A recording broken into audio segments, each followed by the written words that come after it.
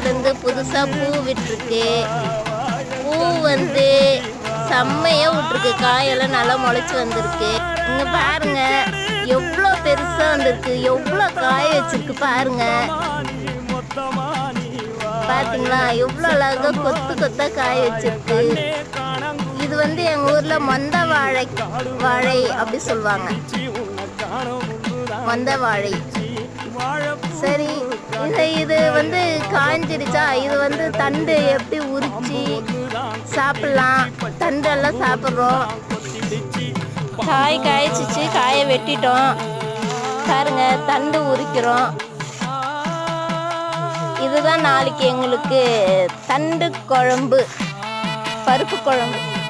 தண்டு போட்டு வாழைத்தண்டு போட்டு பருப்பு குழம்பு எவ்வளோ அழகாக உரிக்கிற